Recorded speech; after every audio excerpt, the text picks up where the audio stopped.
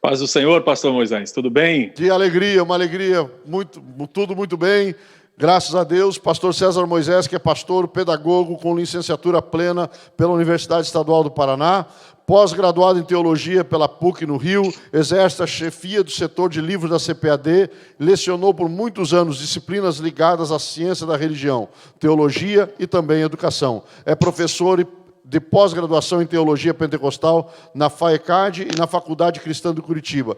Recebeu por 2 vezes o prêmio Arete pela ASESC, Associação Brasileira de Editores Cristãos, na categoria Educação Cristã, em 2007, e Estudos Bíblicos, em 2010. Além de ser comentarista de lições bíblicas jovens da CPAD e autor de muitos livros pela editora CPAD, entre os quais eu quero destacar Pentecostalismo e Pós-Modernidade. Os Milagres de Jesus e Pentecostalismo também e Pós-Modernidade. São 2 livros que eu quero destacar, que são fenomenais. Os outros também são excepcionais. Tem Educação Cristã, uma pedagogia para a educação cristã. O Sermão do Monte, é lindo demais, um livro tremendo. Deus te abençoe, pastor César Moisés. Que alegria ter o senhor conosco mais uma vez. E o tempo é seu. Por favor, pode nos trazer tudo aquilo que Deus já tem colocado no seu coração para nos ensinar nesta noite. Amém, pastor Moisés, muito obrigado pela oportunidade de mais uma vez poder estar cooperando nessa semana intensiva de estudo bíblico, no tempo de Esdras, e falando com os nossos queridos irmãos internos no Bom Samaritano e também todas as pessoas, os internautas, os nossos irmãos e irmãs que nos dão a honra, a alegria de estarem conosco, estão aí acessados com a gente e ouvindo, prestando atenção nos ensinamentos que já receberam no dia de hoje, através das ministrações que já aconteceram. Então eu quero agradecer, cumprimentar a todos com a paz do Senhor Jesus, e nós vamos tratar acerca da doutrina dos dons espirituais. É uma das doutrinas mais importantes para nós, crentes pentecostais da nossa fé, da nossa tradição pentecostal. Então é muito importante que nós conheçamos acerca do exercício dos dons espirituais, sobretudo nessa época em que nós estamos atravessando, que é uma época tão carente, tão necessitada de conhecimento acerca das coisas de Deus e conhecimento que tenha fundamentação bíblica, não é? Como crentes no Senhor Jesus, a nossa regra de fé e prática, conduta, onde nós nos norteamos para viver a vida cristã, é a Bíblia Sagrada. Então, é ela quem tem a palavra final para nos nortear no que diz respeito a todas as disciplinas, as doutrinas, os assuntos concernentes às coisas de Deus. Então, não é diferente acerca da doutrina dos dons espirituais.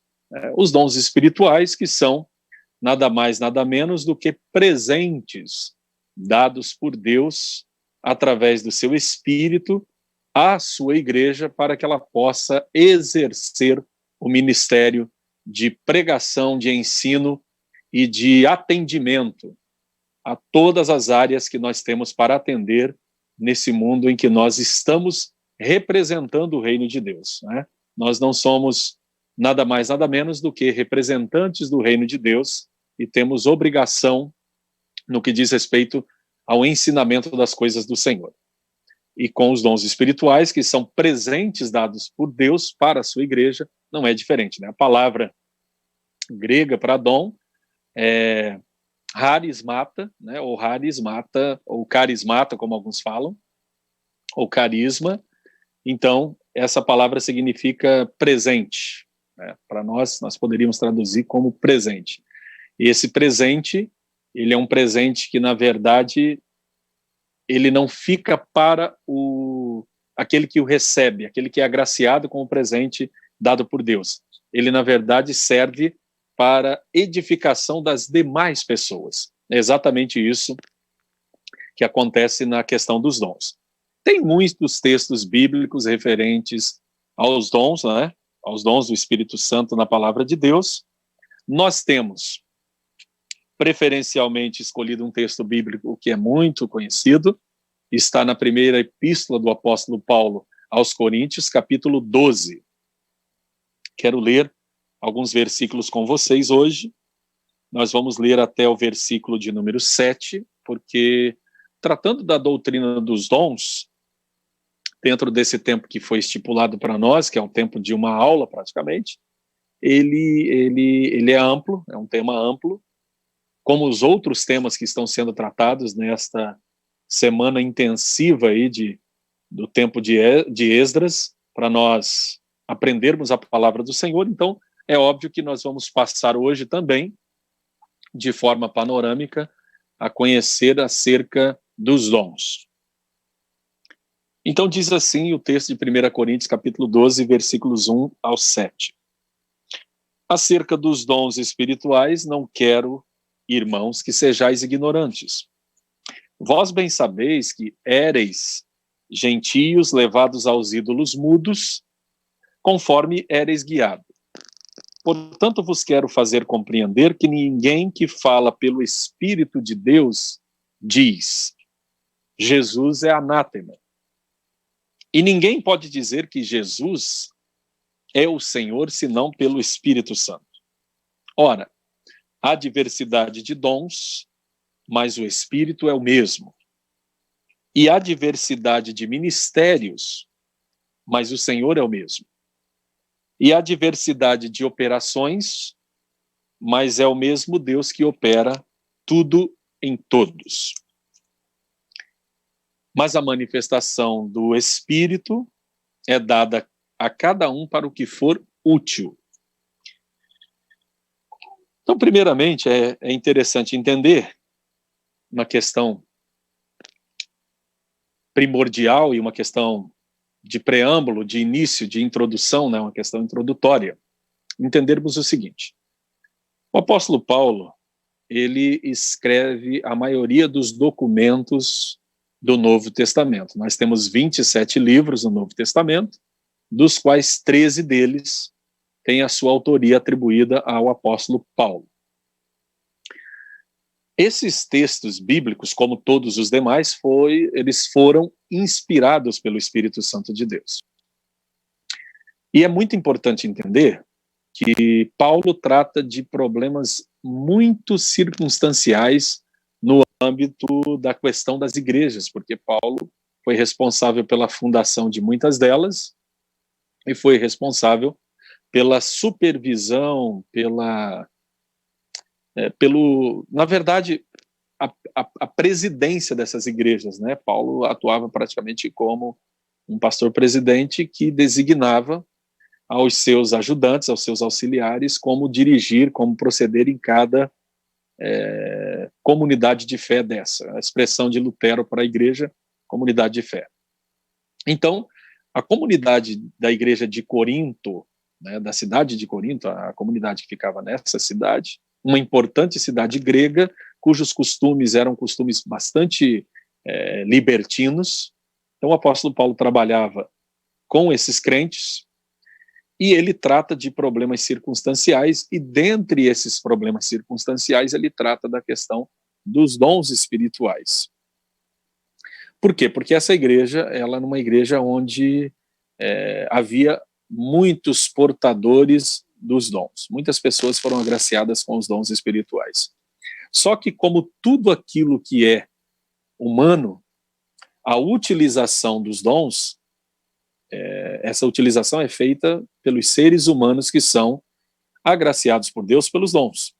Então, esses seres humanos precisam, obviamente, ser ensinados na forma de utilizar esses dons para que os dons redundem naquilo para o qual eles foram propostos, ou seja, a edificação da igreja.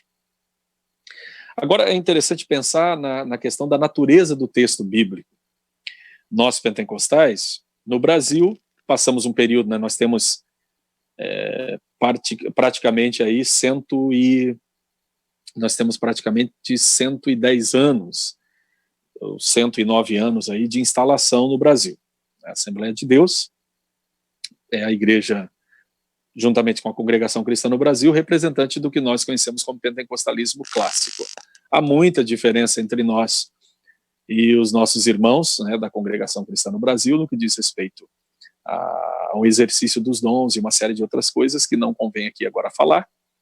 Mas é interessante que depois da nossa instalação aqui no Brasil, nós tivemos um período de grande perseguição, sobretudo nos primeiros 30, 40 anos de instalação do pentecostalismo no Brasil, uma perseguição que vinha de diversas frentes, e essas frentes eram muitas delas religiosas, sejam de expressão católico-romana, seja de expressão protestante histórica. Algumas dessas perseguições eram perseguições mesmo assim, praticamente físicas, e poucas delas eram ataques teológicos, ataques em termos de discurso teológico. E nós passamos por esse período, né? Graças a Deus, o Espírito Santo de Deus capacitando os nossos irmãos em todo o Brasil, e nós conseguimos romper todo esse período e nos estabelecemos. Em 50 anos, a Assembleia de Deus estava em todo o país, em todo o território nacional. Todos os estados da federação possuíam igrejas Assembleias de Deus. Foi um período de bastante expansão física, crescimento da igreja. Nós passamos por um período de consolidação, né, um período em que o trabalho de ensino, de capacitação dos irmãos se fez, particularmente como nós estamos fazendo aqui, através de escolas bíblicas, capacitando obreiros, capacitando as igrejas, e chegamos num outro momento hoje, né? Esse momento eu acredito que pode ser do fim do século passado, né, no ano 2000, que foi o último ano do século passado, e de 2001 para cá, que é o contado do nosso século 21. Então nós temos nesses últimos 20 anos um desafio de outra monta, de outra natureza, que é o desafio justamente da consolidação teológica dos pentecostais, do ponto de vista da nossa não descaracterização, porque o que vem acontecendo? Nós temos um fenômeno muito novo no Brasil, que é o fenômeno da despentecostalização das nossas igrejas. Ou seja, as nossas igrejas estão chegando num momento agora que, pela idade que nós temos, nós já somos uma igreja histórica. Nós passamos de um século.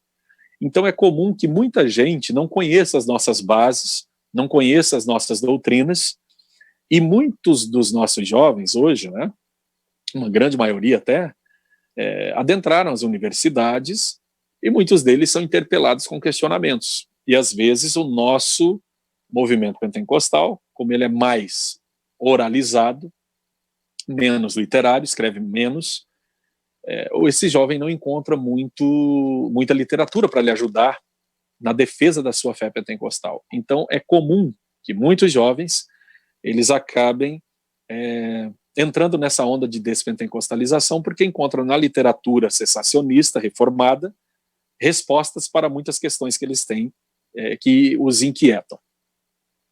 E por que eu estou falando tudo isso? Porque os expoentes reformados são muito preparados, são pessoas gabaritadas, mas têm pressupostos completamente distintos dos nossos pressupostos pentecostais. Então eles partem de um princípio, por exemplo, que é conhecido como cessacionismo.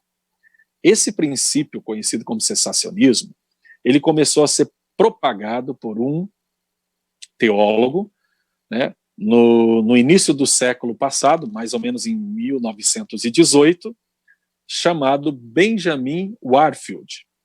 Benjamin Warfield dizia que os dons haviam cessado no período apostólico, ou seja, com a morte do último apóstolo, com o término do cânon, ou seja, dos livros autorizados da Bíblia Sagrada, ou seja, da produção do Novo Testamento, porque o Antigo Testamento já existia desde os tempos de Jesus, os 39 livros. Então, os 27 livros do Novo, eles estavam sendo produzidos e foram terminados no primeiro século da nossa era.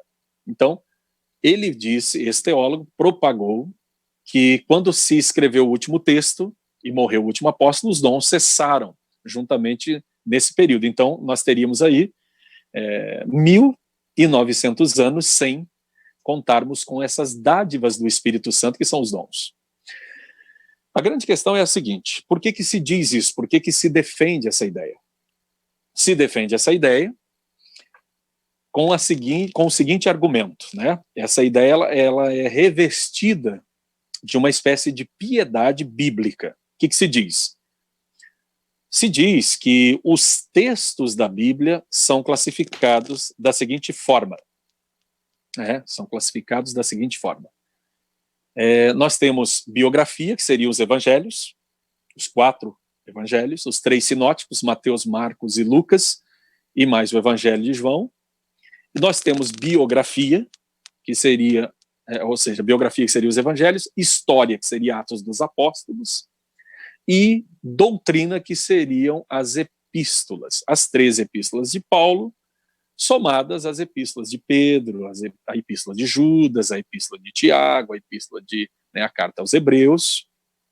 Então, nós teríamos as de João, né?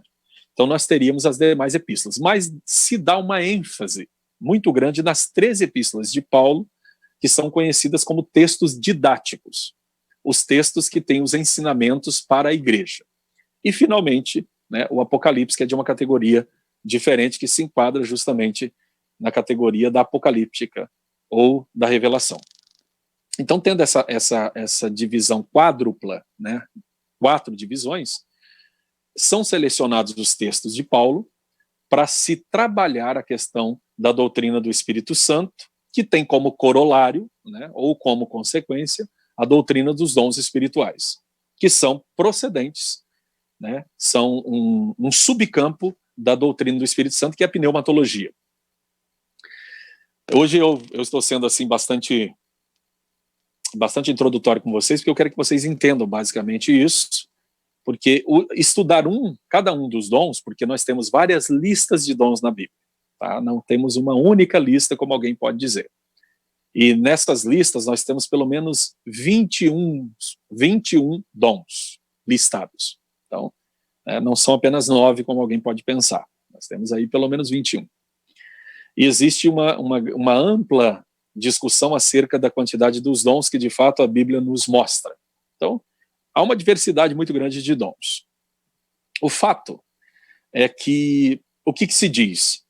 Se diz, por exemplo, entre nós pentecostais, a nossa declaração de fé, das Assembleias de Deus, ela diz no capítulo 20, que é o capítulo que trata sobre os dons do Espírito Santo, ou seja, a doutrina dos dons espirituais, ela é uma doutrina basilar para o pentecostalismo. Então, isso é preciso se entender. Na aula passada, nós falamos sobre a doutrina da Trindade e dissemos o seguinte: a doutrina da Trindade não é uma doutrina exclusivamente pentecostal, ela é uma doutrina da tradição cristã como um todo. Mas a tradição cristã como um todo, ela não se restringe a uma única expressão. Nós temos várias expressões dentro da tradição cristã. Nós temos expressões só do nosso lado ocidental, expressão católico-romana, e as expressões protestantes. Dentro das expressões protestantes, nós temos as igrejas históricas, que em sua grande maioria é cessacionista, em sua maioria, e nós temos as igrejas carismáticas e pentecostais que acreditam na contemporaneidade dos dons espirituais. Então, para as igrejas pentecostais, doutrina dos dons não é doutrina de somenos importância, não é doutrina secundária, porque o que está acontecendo, meus irmãos? Nesse processo de despentecostalização, existem pessoas que dizem assim: o que Deus tinha que dizer para nós, ele já disse tudo na Bíblia. Veja bem, meus irmãos, a Bíblia é a palavra de Deus. A Bíblia é a nossa regra de fé e prática. A Bíblia, ela é absoluta, não se questiona a Bíblia. Preste bem atenção. Porém, eu sou intérprete, eu sou falho. Quando eu falo César Moisés, estou falando de mim, mas eu estou falando de qualquer outro intérprete que faça uso da Bíblia. Qualquer outro expoente, seja ele reformado, seja ele pentecostal, seja ele de que linha, de que tradição, de que expressão cristã ele seja, ou de que vertente teológica ele seja. Ele tem limitações. Ele tem pressupostos, ou seja, ele tem visões anteriores que condicionam a sua leitura da Bíblia. Então, para o cessacionista, o expoente cessacionista, ele chega na Bíblia e faz uma leitura diferente da nossa. Para ele dizer que Deus, o que tinha de falar, já falou na Bíblia e não fala mais nada, é muito cômodo. Por quê? Porque ele não acredita na contemporaneidade dos dons. Por exemplo, um dos dons caríssimos para a igreja e que nós estamos tendo uma falta muito grande dele é o dom de profecia. Onde estão os profetas hoje em dia? A gente não vê mais. As profecias se tornaram extremamente raras. Estou falando de profecias verdadeiras. Estou falando de profetada, não. De profecia genuína, profecia verdadeira, dada pelo Espírito Santo, trazida por Deus para trazer luz, né? Para trazer edificação, para trazer exortação à igreja e para trazer, obviamente, repreensão, porque a profecia também tem esse caráter de repreender, de sacudir, de mostrar o que está errado, de colocar de novo no trilho para caminhar certo. Então, para eles, por exemplo, a profecia é irrelevante. Não existe profecia, porque Deus já tinha que o que Deus tinha que falar, ele falou tudo. Irmãos, o nome disso eu tenho classificado como bibliolatria. Uma coisa é você amar a palavra de Deus, e nós devemos amá-la, nós devemos honrá-la, nós devemos estudá-la, nós devemos lê-la, meditar na palavra de Deus. Outra coisa muito diferente é você ser um bibliólatra, é você usar a Bíblia para restringir a manifestação do Espírito Santo de Deus, e isso é pecado. O apóstolo Paulo, lá em 1 Tessalonicenses, capítulo 5, ele vai falar sobre isso. O apóstolo Paulo vai instruir de maneira bem clara nos versículos finais acerca disso. Não desprezeis as profecias. O que ele diz? A gente tem que ouvir tudo e reter o que é bom. Tem que ter pessoa capacitada para ouvir, discernir e reter aquilo que é de Deus e aquilo que pode ter sido, né, uma extrapolação do dom pelo profeta ou pela profetisa, no caso de ser uma mulher. Mas não se diz para desprezar as profecias, pelo contrário, ele diz, não extingais o espírito, não haga o espírito de uma igreja, ela está fadada ao quê? Ela está fadada a sucumbir, a acabar. Aquela comunidade de fé, não a igreja do Senhor Jesus, não o corpo de Cristo, mas aquela igreja, particularmente, está fadada a fracasso. Então, para esses teólogos, esses expoentes, dizer que o que Deus tinha que falar, ele já falou na Bíblia, é muito cômodo. Por quê? Porque eles não acreditam que exista, né, a necessidade e nem a possibilidade de Deus falar hoje. Mas nós, pentecostais, somos diferentes. Nós acreditamos, pela própria Bíblia Sagrada, que Deus continua falando hoje. Óbvio que a profecia hoje não tem o caráter, né, canônico que tinha no período do desenvolvimento do texto bíblico, onde estava sendo revelado a palavra de Deus, para que pudesse ser escrita e trazida para nós, justamente para que nós a usássemos para, na verdade, fazer, né, como base, a gente fizesse exatamente o exercício da palavra de Deus para a gente poder averiguar e avaliar o exercício dos dons. Então, para ficar bem claro, não existe texto mais inspirado ou menos inspirado. Então, quando se diz isso, se diz pelo seguinte: o texto de Atos dos Apóstolos é o texto que nos dá a porta de entrada dos dons. Nós, pentecostais, na nossa declaração de fé, está escrito aqui que nós precisamos, né, já no final aqui do capítulo 20, sobre os dons do Espírito Santo, está dizendo que a essência das línguas como evidência inicial do batismo no Espírito Santo é a mesma do dom de variedade de línguas. A diferença entre dom e sinal está na função. A variedade de línguas é manifestada na oração particular para edificar o crente individualmente. Na oração pública, a edificação é geral. Nesse caso, a necessidade do dom de interpretação de línguas. O que se quer dizer com isso? Que para você ter determinados dons, a porta de entrada é o batismo no Espírito Santo, evidenciado no falar em línguas.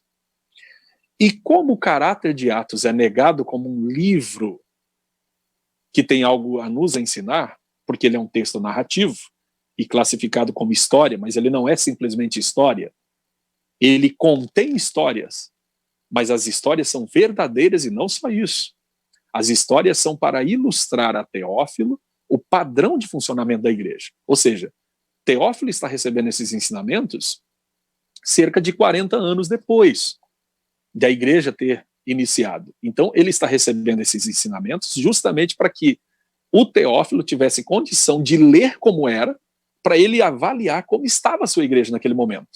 Veja bem, o texto de Atos é um texto padrão, não é um texto de contação de história antiga que ficou no passado, fossilizado. Pelo contrário, ele é um texto para que o Teófilo lesse naquele momento, na sua realidade, e comparasse se a realidade dele estava como o texto dizia.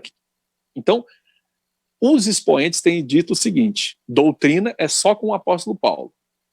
Atos dos Apóstolos, que é da pena de Lucas, é só história.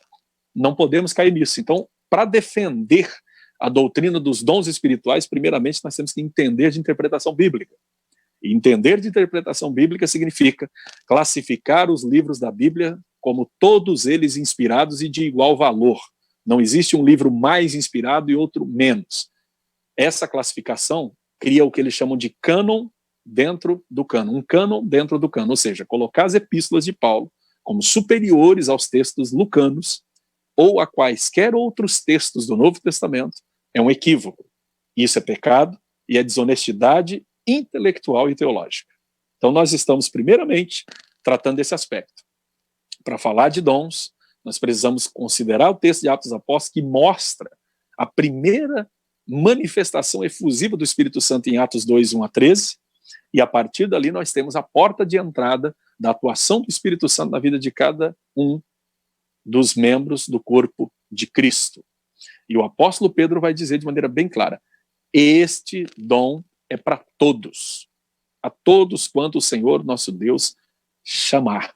Não está restrito aos judeus e nem restrito a nenhum outro povo, mas é a todos quanto aqueles que ouvirem o chamado do evangelho, aceitarem a fé cristã, aceitarem o Senhor Jesus, e então receberão da parte do Senhor uma função, um exercício de um dom para exercer dentro da sua realidade, dentro da sua comunidade. Então, em primeiro lugar, para defender, nós precisamos entender que não existe texto mais inspirado ou menos inspirado. Todos eles são inspirados. Todos eles são para nossa edificação. Não existe, os textos de Paulo são didáticos, portanto, para ensinamento. Os textos de Lucas, o seu evangelho e Atos é só para contar história, etc. Ele não tem nada a nos ensinar. Equívoco. Então, tem a nos ensinar.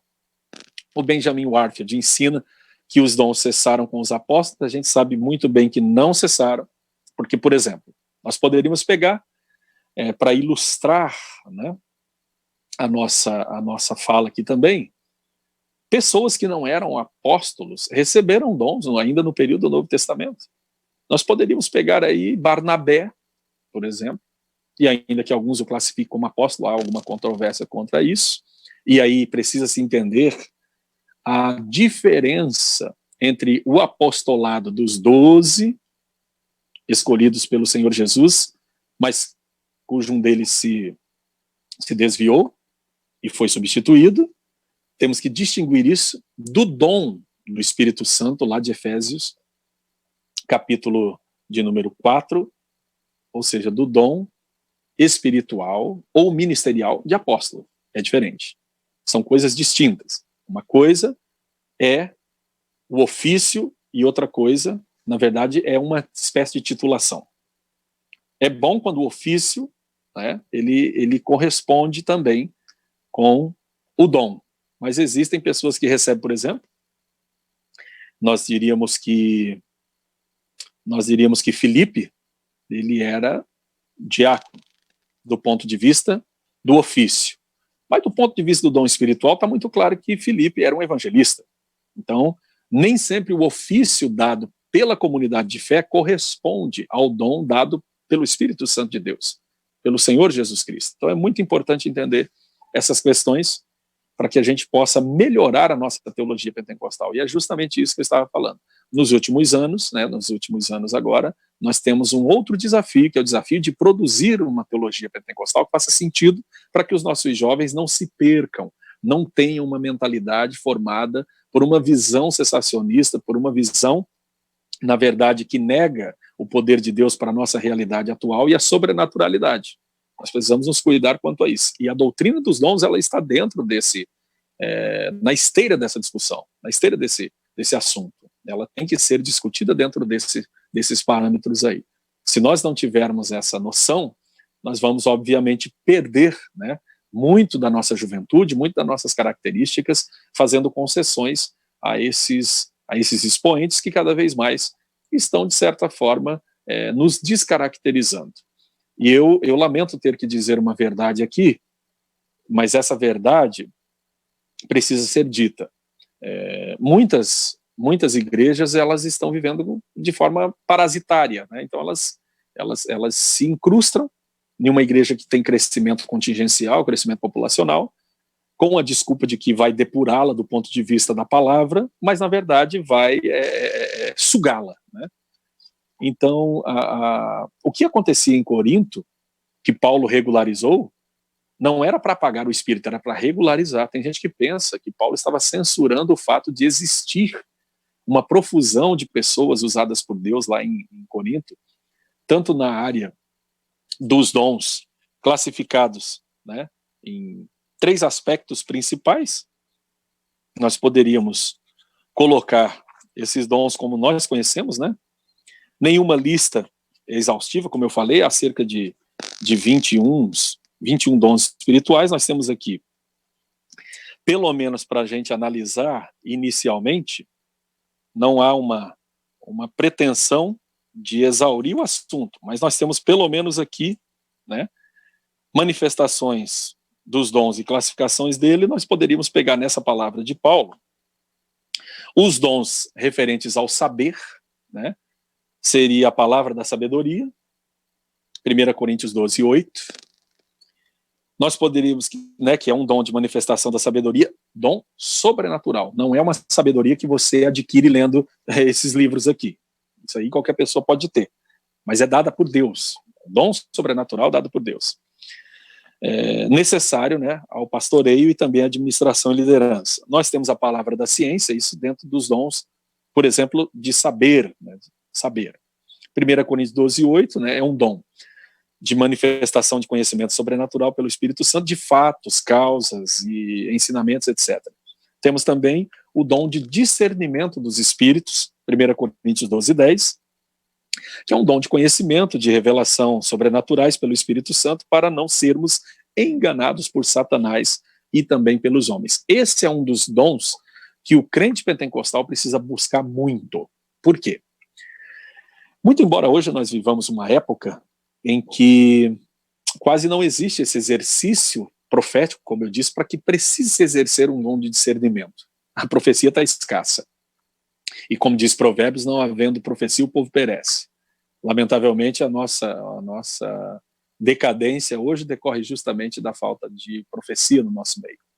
Profecia mesmo, do Espírito, de verdade.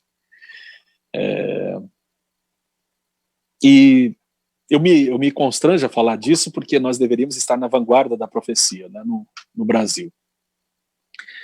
Então hoje, pela manipulação de algumas pessoas que aconteceram num passado não muito distante, né, um passado até recente, banalizaram a profecia. Muita profetada, muita brincadeira, muita banalização, muita manipulação. E por conta disso, se criou uma aversão pelo dom de profecia e uma descredibilização. Por isso que a bibliolatria tomou conta, porque diz assim, tá vendo? É isso que dá uma igreja que fica dando valor a esse negócio de profecia que já acabou. O que Deus tinha que falar, ele já falou. Não, irmãos, olha só.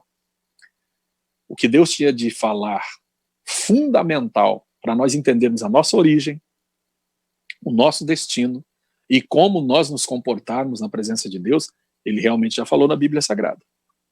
Mas se Deus tem uma instrução específica para a sua vida, para a minha vida, seja em qual área for, e ele quiser fazer isso agora, ele é Deus e ele tem poder para fazer.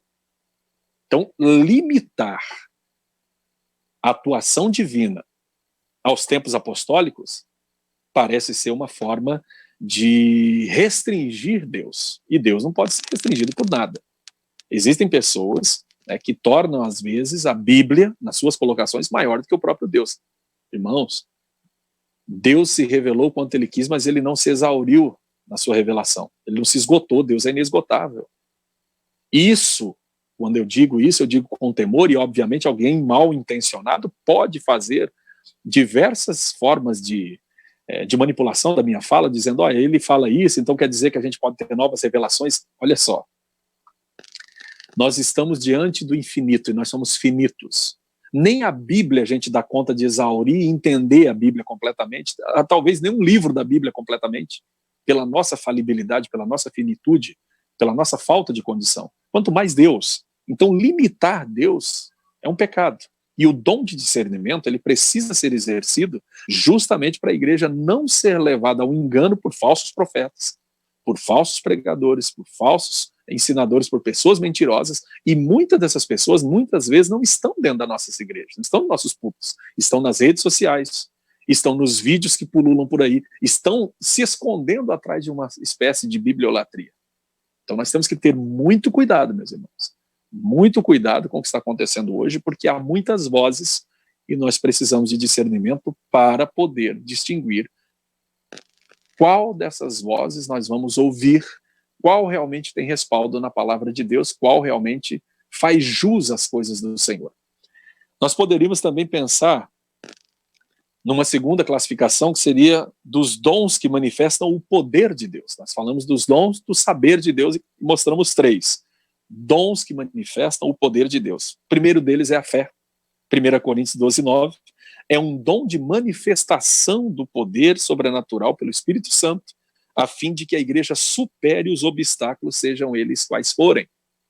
Então, o dom da fé aqui difere da fé como necessidade de buscar a Deus, de acreditar em Deus para que nós possamos ter a salvação, né? Fé salvífica não tem a ver com fé como dom que se segue como dom para a igreja enfrentar momentos de bastante desafio e de bastante provação, como esse que nós estamos enfrentando agora, na questão da pandemia, tanto na questão da enfermidade em si, quanto na questão do enfrentamento desse momento de isolamento em si.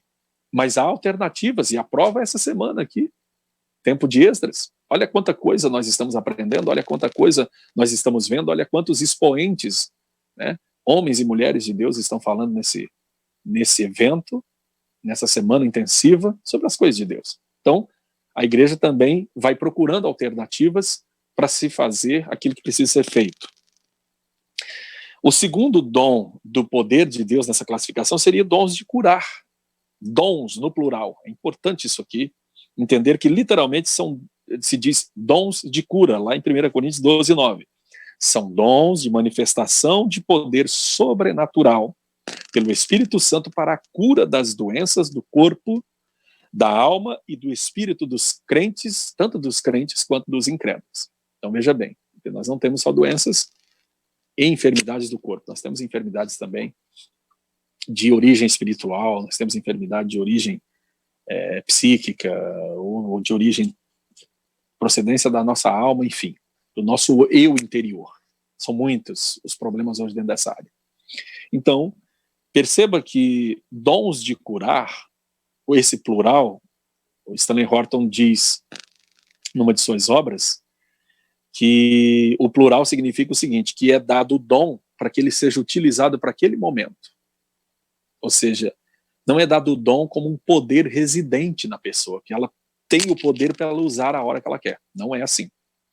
É para utilizar no momento de necessidade. Vocês se lembram daquele caso da mulher que chega por trás de Jesus e toca na orla das suas vestes, quando ele ia, né, para a casa de Jairo a fim de orar pela filha dele. E a filha de Jairo, como nós sabemos, falece, e o Senhor Jesus Cristo a revivifica, né? Ressurreição, no sentido pleno da palavra, só vai acontecer quando Deus nos ressuscitar e nós nunca mais morrermos. Os casos que nós temos na Bíblia e na nossa realidade, de pessoas voltarem a viver, depois elas voltam a morrer, são revivificação. Não ressurreições no sentido pleno da palavra. Mas é um grande de um milagre, né? Um portentoso milagre. Então o Senhor Jesus Cristo sente que uma pessoa toca nele e sai virtude de Jesus, ou seja, aquela pessoa tocou no Senhor Jesus com um objetivo diferente das pessoas que estavam simplesmente encostando em Jesus por causa do aperto da multidão. Então, aquele dom, aquele presente ela recebeu porque foi para uma necessidade momentânea. As outras pessoas que estavam tocando em Jesus, talvez muitas delas tinham diabetes, tinham triglicerídeos, tinham outras doenças e não eram curadas porque estavam relando em Jesus. A atitude de fé daquela mulher fez com que saísse virtude de Jesus. Jesus sentiu que saiu virtude dele. Ou seja, aquela cura, para aquele momento, né, Deus agendou para que aquela mulher recebesse. E ela teve fé suficiente para fazer aquilo, e foi um desafio muito grande, porque era uma mulher que tinha um fluxo de sangue, ela era uma mulher considerada impura, ela não podia tocar em ninguém, em nada, e ela estava no meio de uma multidão e ousadamente tocou na orla das vestes de Jesus e foi curada. Então, o dom de cura não é um poder residente, que, né, como se fosse um rainho que sai do dedo da pessoa e ela faz na hora que ela quer, não é assim. É na hora que o Espírito Santo concede, para aquele momento, para ser utilizado, e ponto. Ele pode conceder em outro momento? Pode, mas não significa que aquela pessoa é portadora de um poder que ela pode distribuir na hora que ela quer. Precisa se entender isso. E é interessante que muita gente muita gente fez questionamentos no meio dessa pandemia, mas cadê a cura no meio dos pentecostais? Isso é um absurdo dizer isso. Seria como dizer que Jesus não era filho de Deus porque ele não curou todos os enfermos no seu tempo, e ele não curou. Obviamente que ele curou muito mais do que a Bíblia própria relata, porque João vai dizer, senão não teria nem espaço para contar tudo que ele fez. Mas Jesus Cristo não curou todo mundo, óbvio. Então, outro terceiro dom de poder seria o dom de operação de maravilhas, lá de 1 Coríntios 12:10, são operações de milagres extraordinários e espantosos pelo poder de Deus para despertar e convencer os incrédulos. Dons que manifestam a mensagem de Deus, o dom de profecia, do qual já falei muito, muito importante, o dom de variedade de línguas e o dom de interpretação de línguas. Enfim, o tema é muito vasto, mas uma coisa que precisa ficar clara, o portador do dom não é melhor do que ninguém, ele não recebe o dom para utilizar para si, ele não recebe o dom para fazer nome, ele não recebe o dom para fazer agenda, ele não recebe o dom para fazer espetáculo, ele não recebe o dom para receber oferta. Ele recebe o dom para abençoar as pessoas, a comunidade à sua volta. Não é para si. Não é para auto usufruto, é para servir. Tanto que existem muitos dons que são classificados dentro da palavra diaconia, que é serviço. Então os dons são para a glória de Deus, para a edificação do corpo de Cristo, para a manutenção da obra do Senhor e para recuperação, salvação e bênção do Senhor na vida das pessoas que estão sofrendo à nossa volta. Portanto, nós devemos buscar os dons e entender que a Bíblia Sagrada, como nossa regra de fé e prática, é quem vai nos nortear no exercício dos dons e nos dizer o que é que nós podemos e devemos fazer com os dons. Ela tem a palavra final e não nós. Mas isso não significa que nós devamos rejeitar os dons simplesmente porque existem pessoas fazendo mau uso dos dons. Não, elas serão devidamente cobradas na hora oportuna, porque o Senhor Jesus Cristo disse isso no Sermão do Monte também. Que muitos naquele dia dirão que curou no nome dele, que profetizou, mas ele vos dirá que não os conhece. Ou seja, alguém foi beneficiado pelo exercício dos dons, mas quem exerceu o dom não estava à altura do exercício e não usou de maneira correta os dons do Espírito.